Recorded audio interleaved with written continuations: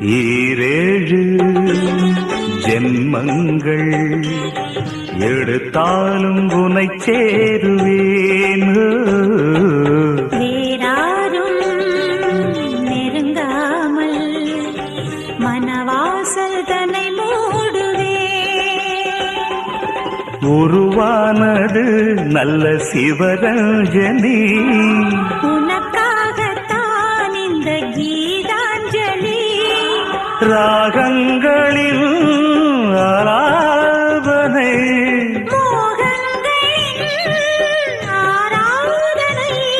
உடலும் மனமும் தழுவும் பொழுதில் உருகும் ஒரு ஜீவன்தான் உன் பாடல்தான் ஓயாமல் இசைக்கின்றது.